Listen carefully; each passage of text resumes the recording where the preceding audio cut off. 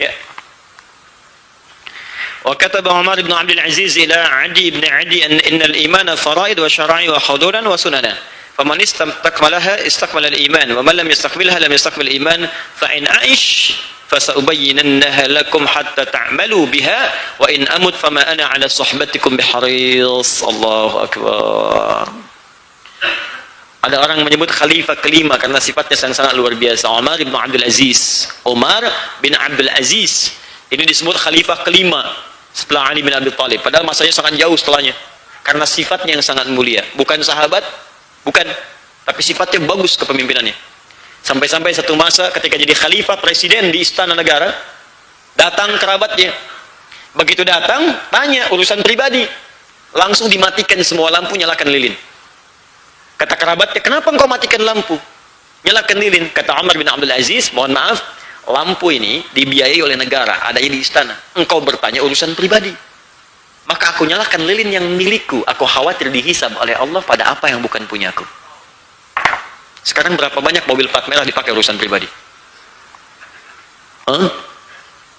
Kalau izin, alhamdulillah. Kalau tak izin, itu dihisab. Hisab. Itu keteladanan tingkat tinggi gitu. Saya yang pertama melihat yang seperti itu Bung Hatta dulu. Ya, putri beliau Bu Mutia itu, tolong tanyakan kembali pada Bu Mutia. Saya yakin itu. Bu Mutia di luar menulis surat kepada ayahandanya, kemudian sulit mencari kertas, mendapati kertas di KBRI atau KJRI waktu itu. Dikirimkan, dibaca oleh Bung Hatta, yang pertama dilihat kertasnya. Lalu dikirimkan berita kepada putrinya. Kurang lebih bahasanya, Ananda, ini kertas milik negara. Engkau menulis keperluan pribadi. Tolong lain waktu jangan gunakan lagi kertas negara untuk menulis keperluan pribadi. Cuma kertas yang mungkin itu diberikan. Anda bayangkan, saking amanahnya. Saya sayang, setiap bulan saya lewat Tanah Kusir, saya doakan tuh. Bung Hatta lewat. Kemarin saya dari Bukit Tinggi, doa juga. Itu Masya Allah, kita rindu yang seperti itu. Dan kita semua, ustadznya, rakyatnya, semuanya. Kalau semua seperti itu, berkah negeri kita ini, Masya Allah. Itu Umar bin Abdul Aziz. Nah, beliau menulis kepada kawannya. Nih, perhatikan, bagaimana kawan yang mencintai Anda. Perhatikan baik-baik, yang diminta bukan dunia. Beliau menulis kepada seorang bernama Adi bin Adi. Ya, beliau katakan iman itu, saudaraku, kata beliau, iman itu punya ketentuan, punya jalan, punya batasan, punya hal-hal yang harus kita ikuti. Tadi, amal soleh, tinggalkan yang haram, kerjakan yang baik. Sekarang perhatikan kalimatnya, indah sekali. Siapa yang bisa menyempurnakan itu semua, amal soleh, istaqbalal iman, maka imannya akan sempurna. Ke atas bagannya, yang tadi. Omal lam yastaqbil iman. Tapi kalau nggak sanggup menyempurnakannya, maka imannya nanti nggak akan kuat-kuat. Dan kalimat sanggup itu digunakan sesuai kemampuan. Dimaksudnya sepanjang kamu mampu, sempurnakan. Kalau mampu tahajud, jangan ditunda. Mampu puasa, mampu baca Quran, baca. Sebab kalau kamu nggak lakukan, sayang iman nggak kuat. Kalau iman tidak menguat, kamu nggak dapat semua ini. Jadi saking sayangnya dengan sahabatnya, jangan sampai kita pisah di akhirat. Atau jangan sampai aku bahagia, kamu tidak. Allah, ini satu tubuh tuh begitu gitu ya. Jadi lihat orang nggak bahagia tuh nggak enak gitu. Lihat yang paling dahsyat nih. Fa in aish fasaubayyinuha lakum hatta ta'malu biha. Kalau aku masih hidup, setelah suratku ini aku tuliskan, maka aku akan terangkan kepadamu dengan terperinci semua itu, sehingga engkau bisa mengamalkannya seperti aku mengamalkannya. Di sahabat yang baik itu, kalau saya tahajud, dia juga mesti tahajud, saya akan ingatkan. Saya akan terangkan, karena Umar bin Abdul Aziz ini selain presiden, dia faqih, ahli fiqih.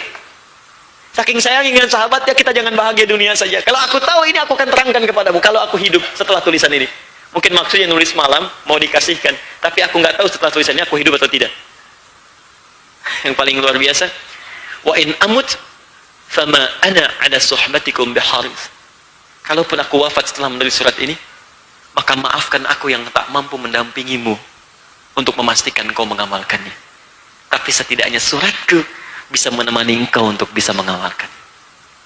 Kita bisa bayangkan, orang dalam suasana sangat genting pun, sulit pun, bahkan mungkin di penghujung hidupnya, masih memikirkan bersama dia di surga.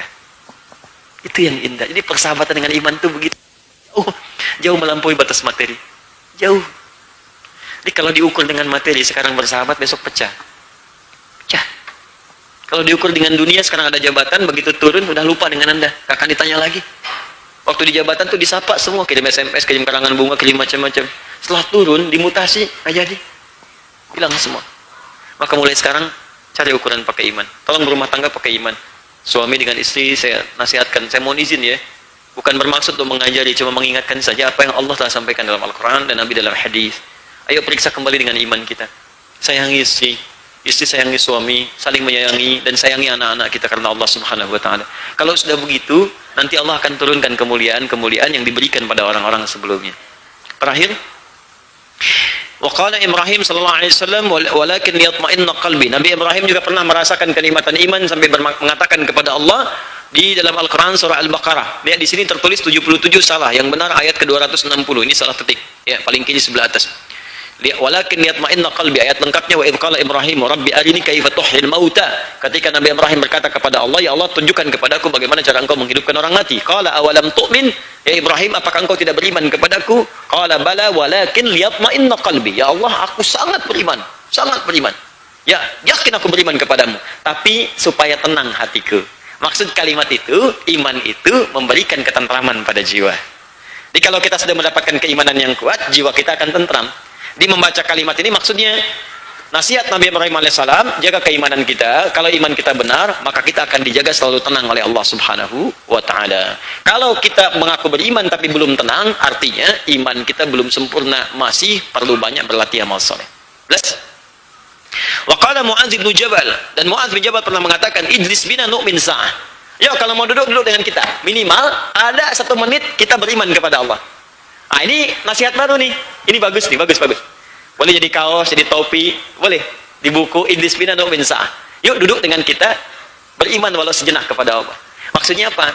Kalau mau cari teman, cari yang baik-baik. Yang kalaupun duduknya cuma sejenak, tapi ingat Allah.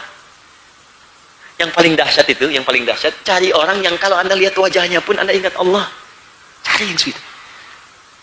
Jadi begitu lihat dia tuh ingat tahajud, ingat Quran. Kalau mampu bikin di rumah. Makanya coba anak kita itu coba didik hafal Quran. Sekolahkan dan Anda jadilah itu. Jadi begitu lihat dia itu, kita itu termotivasi kembali. Begitu lihat dia, lihat Al-Quran berjalan. Lihat dia pengen cepat ke surga gitu. Ulama-ulama dulu itu kalau sedang misalnya futur, dia gelisah apa, itu minimal datang ke majelis ilmu ke ulama lain. Maaf, hal pertama yang mereka lakukan hanya untuk melihat guru yang lain saja. Lihat orang saleh. Saya juga sama tuh, kalau sedang misalnya jenuh atau apa, itu saya coba browsing, searching ulama-ulama di dunia gitu kan, yang sekarang hidup atau di Indonesia. Saya lihat hanya untuk natap wajah mereka aja. Masya Allah, lihat Mbah Mun teduh nih, udah tenang lagi hati kita. Insya Allah lihat si Fulan teduh nih, udah tenang lagi. Insya Allah lihat Syekh Fulan, lihat Imam Masjidil Haram, tuh lihat tuh, baru lihat aja. Lagi tuh kadang dengerin suara mereka tuh, tenang lagi. Coba buat suasana begitu ya, enak. Insya Allah enak, insya Allah. Ya. Antum jangan cari masalah, dia lihat antum orang lari kan. Mana? Terakhir waqala Ibnu Mas'udin, Ibnu Mas'ud pernah menyampaikan al-yaqinul imanu kulluhu. Kalau yakin itu tandanya imannya sempurna. Sudah, yakin aja. Suruh salat, yakin. Jangan banyak tanya. Warisan bagi 2:1, jangan banyak tanya lagi. Oh ini persamaan gender. Ah, sudahlah, bukan. Yakin aja.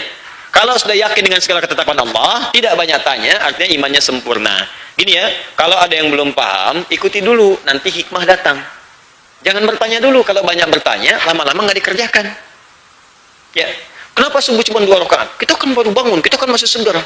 Segar dari mana? Kadang-kadang 2 jadi 1 karena lupa rakaat. Dan yakin dulu, kerjakan dulu, baru hikmah akan datang.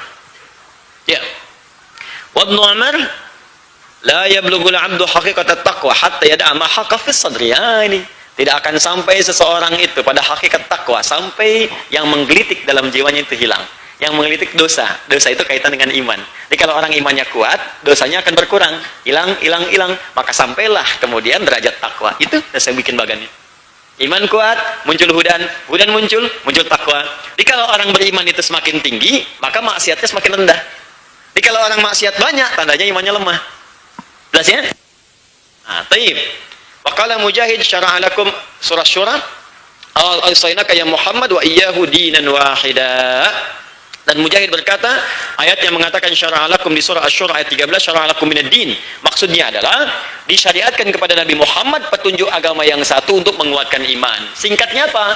Kalau iman ingin kuat, kerjakanlah petunjuk agama dengan benar. Di agama ada ketentuan salat, kerjakan salat. Puasa, kerjakan puasa. Maka iman akan meningkat otomatis, maka muncul hudan, muncul takwa, muncul muflihun. Selesailah pembahasan satu halaman. Halaman muqaddimah belum hadisnya. Kalau Anda bertanya, Ustaz, bagaimana keterangan nabinya, hadisnya apa saja supaya amal solehnya bagus, imannya bagus, perkataannya benar, amal soleh tadi benar, kalau sholat benar, kalau jaga begini. Maka itu pembahasan di pertemuan berikutnya insyaallah. Ini yang bulan lalu belum sempat saya jawab. Saya bahas sebentar, 5 menit boleh? 5 menit ya? Saya bahas ini sejenak. Masya Allah. Jangan tulis dulu ya. Kali ini sama. Assalamualaikum warahmatullahi wabarakatuh. Waalaikumsalam warahmatullahi wabarakatuh. Ustaz, luar tema. Baik. Bagaimana cara menjelaskan ke orang tua melepas anak ke pesantren agar tidak sedih?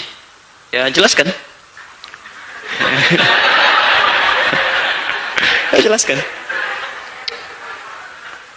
Begini, ada beberapa peristiwa yang kita nggak jelaskan pun sudah sedih, gitu. Karena itu fitrah. Justru kalau nggak sedih, patut ditanya. Ini fitrahnya manusia apa bukan gitu? Apa peristiwa-peristiwa itu? Misal, kesedihan yang lahir karena kondisi musibah yang menyentuh kepada jiwa, kematian, ya, sakit misalnya yang parah, tiba-tiba air mata mengalir, itu fitrah. Dan itu tanda sayang. Nabi Muhammad SAW ketika istri tercintanya Sayyidah Khadijah meninggal, bukankah beliau sedih? Bukankah disebut di dalam mimpi? Khadijah, Khadijah, Khadijah. Itu alamiah itu. Natural. Itu biasa. Yang kedua, kesedihan yang sebetulnya bukan sedih, kebahagiaan yang mengalirkan air mata. Ya, bukan sedih sebenarnya, bahagia yang paling dalam, nampak seperti orang sedih. Tapi bahagia. Anak wisuda, diasuh-asuh, timang-timang, didik-didik dari kecil kan, sampai tinggi-tinggi tiba-tiba wisuda, air mata mengalir. Wisuda hafalan Quran 30 juz dan seterusnya muncul. Nah, bagaimana mengarahkan sedih ini kepada kebahagiaan? Jadi kalau orang tua sedih, nggak apa-apa. Tapi arahkan sedih itu pada yang bahagia, bukan sedih larut untuk memberikan beban. Bagaimana caranya? Sampaikan. Ma, bukankah kita ingin ke surga? Ya. Bukankah kita ingin mendapatkan mahkota dari Allah? Ya. Ya, ini jalannya. Si adik itu masuk pesantren bukan untuk kita lepaskan, tapi untuk kembali kepada kita, membawa jalan-jalan untuk ke surga. Si adik itu ke pesantren bukan untuk meninggalkan kita, tapi dia untuk memberikan kabar bahagia kepada kita. Kalau masalah air mata, besok lusa kita bisa nengok, man. Tapi jangan sampai kesedihan kita memberikan beban kepada dia, sehingga tugas mulia yang sedang kita kerjakan digagalkan oleh setan. Jelas ya? Baik. Kalau bisa si adik ini kasih tahu, sampaikan kepadanya, sampaikannya kepada mama, kamu kuatkan. Mah, aku ke pesantren, mama tolong doakan ya, aku akan jadi penghafal Quran. Mama nggak usah sedih, nanti menangisnya setelah aku jadi hafal Quran aja. Sekarang simpan dulu, supaya nanti air matanya bisa mengalir. Aku khawatir kalau sudah jadi penghafal Quran, air mata itu tidak ada lagi. Minta. Assalamualaikum warahmatullahi wabarakatuh. Ustaz, bagaimana cara membuat orang tua kita, mungkin orang tua Anda, orang tua saya tidak termasuk di dalamnya, orang tua dapat menunaikan ibadah sholat maupun puasa. Karena saya pernah mengajak ke masjid, orang tua saya menolak. Saya pernah mengajak ke masjid, orang tua saya menolak dan berkata, Ustadz saja belum tentu masuk surga. Oh, baik. Sampaikan pada orang tua Anda, justru karena Ustadz belum tentu masuk surga, Ustadz ke masjid. Gitu. Kan bapak nggak mau ke masjid, bilangnya Ustadz aja belum tentu ke surga. Sampaikan pada orang tua Anda, Ustadz itu karena belum tentu ke surga, Ustadz ke masjid. Makanya saya ajak bapak ke masjid, karena bapak bukan Ustadz. Allahu Akbar. Doakan. Pertama doakan dulu supaya hatinya lembut ya. Yang kedua ya tunjukkan, Ustadz aja belum tentu ke surga. Iya Pak, makanya tuh Ustadz juga pada ke masjid gitu kan. Malu kalau kita yang bukan Ustadz nggak ke masjid ya. Pelan-pelan. Assalamualaikum Ustaz Adi, assalamualaikum warahmatullahi wabarakatuh. Saya ingin minta saran. Saya punya niatan untuk membuat yang tulisan berisi tentang dakwah Islam, tapi menggunakan bahasa yang kekinian dan dengan kajian ilmu pengetahuan yang telah saya pelajari. Saya berkata, saya berlatar pengetahuan ilmu pengetahuan sosial. Terima kasih Ustaz sarannya. Baik, saran saya segera tuliskan itu, ya, dan sebarkan supaya bisa mendapatkan orang lain pengetahuan dari apa yang telah Anda kerjakan. Ya, saran saya yang pertama, niatkan ikhlas karena Allah. Anda bangun tahajud, dalam sujud Anda minta Allah kemudian berikan kemudahan. Yang kedua, setelah dituliskan, tanya saran kepada ustadz-ustadz, karena Anda akan menuliskan tentang dakwah yang bukan di bidang Anda, sehingga mendapat masukan-masukan yang baik. Jangan satu bidang menulis bidang lain yang bukan di latar kemampuannya. Ya, yang setelah itu wujudkan, dan semoga bermanfaat insya Allah subhanahu wa ta'ala.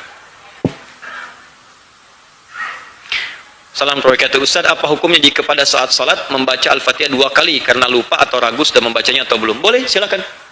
Ya, al-yaqinu la yuzalu bisyak. Yakin itu nggak akan disingkirkan dengan keraguan. Kaidah terbaliknya, kalau ragu tetap ambil yang yakin. Saya ragu nih belum baca Al-Fatihah, ya baca. Walaupun setelah terjadi ternyata misalnya sudah baca, nggak apa-apa. Nggak ada masalah di situ. Jelas ya? Baik, supaya nanti bisa membuat was-was setan itu hilang. Setan menggoda orang salat, namanya siapa masih ingat? Khinzib. Ya, setan penggoda orang salat. Itu wajar begitu Anda takbir aja dia udah goda. Kata Nabi, begitu Anda bertakbir bima makna fayaqulu syaitanu udhkur kada udhkur kada. Ketika Anda bertakbir, setan penggoda orang salat berkata, ingat ini ya, ingat itu ya. Sampai puncaknya hatta la yas'ural musalli kam raka'atan yusalli, sampai orang salat tidak sadar berapa rakaat sedang menunaikan salatnya. Ya, karena itu sebelum salat boleh berta'awudz kalau ada was-was. Ya, boleh berta'awudz. Bapak Ibu sekalian, saya izin menyampaikan informasi yang pertama.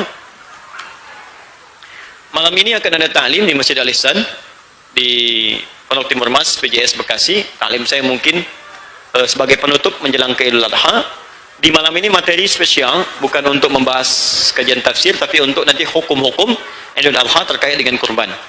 Nah, bagi Anda yang datang silahkan, yang belum tersambung nyampe di sana bisa nanti lihat lewat Adi Hidayat Official sambil kita maintenance yang akhir TV, jadi bisa ambil lewat yang Adi Hidayat Official. Atau nanti kalau yang belum sampai juga, saya ingatkan tolong yang sudah siap berkurban untuk nanti di hari Idul Adha, kalau sudah kurbannya disiapkan, tolong jangan dulu potong kuku dan rambut yang melekat pada semua tubuhnya sampai hewan kurbannya disembelih. Tanyakan pada petugas kurbannya kapan hewan kurban saya disembelih. Jangan dulu potong, ya, jangan dulu cukur. Nanti setelah disembelih hewannya baru potong dan cukur semua itu. Ya, apa hikmahnya? Agar Allah berkenan mengampuni seluruh dosa tubuhnya dari ujung kepala sampai ujung kakinya.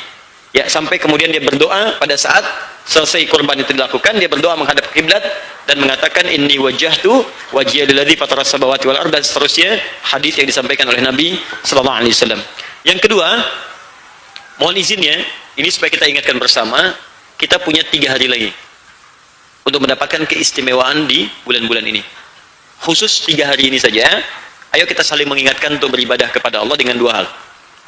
Satu, koreksi diri dari maksiat yang telah dikerjakan, minta ampun sama Allah.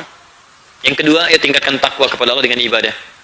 Ya, yang terakhir, kita doakan saudara-saudari kita yang berhaji, semoga haji diterima oleh Allah Subhanahu wa taala dalam keadaan mabrur, dan mudah-mudahan yang belum berhaji disegerakan oleh Allah Subhanahu wa taala, dan semoga juga yang tidak berhaji di tahun ini Allah berikan petunjuk amalan untuk bisa memberikan sifat mabrur pada kehidupannya insyaallah.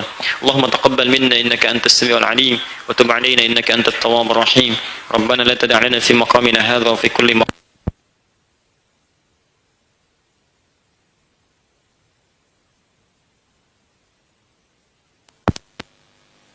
ربك رب العزة عما يصفون وسلام على المرسلين وآخر دعوانا أن الحمد لله رب العالمين. Tolong diingatkan saya, nanti bulan depan saya akan teruskan, kita masuk ke hadis yang pertama. Nanti saat masuk hadis pertama, saya akan bikin resume ya, supaya nanti setiap kita mendapatkan bagian dari penjelasan-penjelasannya insyaallah. Tolong diingatkan barangkali insyaallah sepekan sebelum berangkat. Assalamualaikum warahmatullahi wabarakatuh.